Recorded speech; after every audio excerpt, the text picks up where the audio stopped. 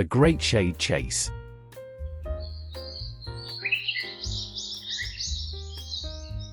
It was the hottest day of the summer in Willowberry Wood.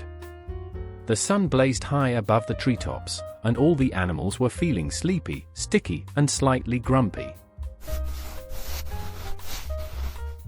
Phew! It's like walking in soup, huffed Benny the Badger, wiping his furry brow with a leaf. I feel like a baked bean, moaned Molly Mole, squinting through her sunglasses.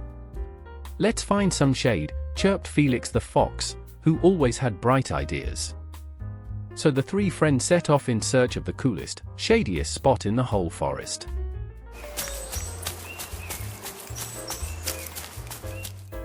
First, they tried the great oak grove, where the old owls liked to rest. But the branches were crowded with dozing birds and squirrels stretched out like rugs. There's no room here, hooted Granny Owl. Try the riverbank. So off they trudged. The riverbank was busy too.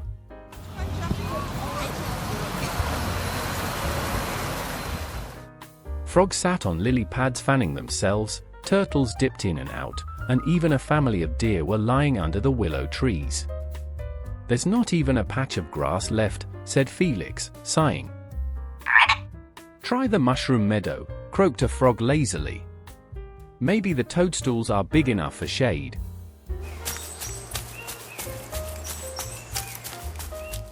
When they got to the mushroom meadow, giant red mushrooms dotted the clearing. This could work! Benny cheered, flopping under a toadstool. But just as they settled in, a loud buzzing filled the air.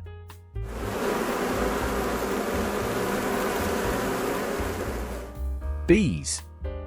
Hundreds of them. Excuse us, buzzed the queen bee politely, this is our nap field. These mushrooms are perfectly aligned for our honey dreams.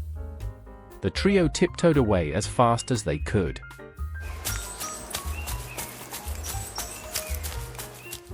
Hotter and grumpier than ever, they reached the edge of the forest.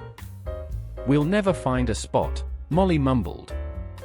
But Felix, still hopeful, perked up. Let's build one.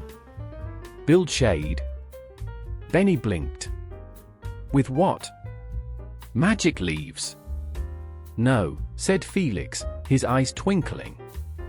With bits and pieces from around the forest. Come on. The friends raced into action. Benny rolled logs and dug small hollows to sit in. Molly found big fern leaves and wide lily pads. Felix collected sticks, vines, and bark. They worked together, tying, stacking, balancing, building. Soon, they had created a funny, crooked hut with leafy walls and a roof that flapped in the wind. Molly poked her head inside. It's cool, she gasped. Like a leafy cave. The trio collapsed inside, grinning and giggling. We did it! Benny cheered. We made our own shade, said Felix proudly.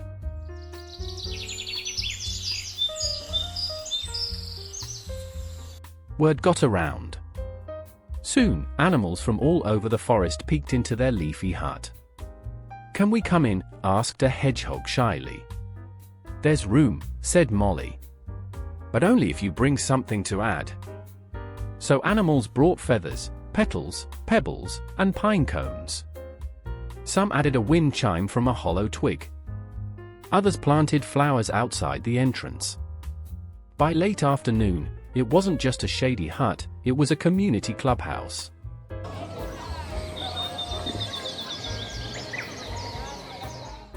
That evening, the sun finally dipped low. The breeze picked up, and the forest felt cool again. The three friends sat under the stars with everyone else, sipping wildberry juice and laughing. Next time it gets too hot, Benny said, we won't need to go searching.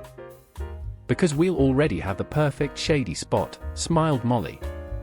And we made it ourselves, added Felix. With that, they leaned back and let the cool night carry them to sleep.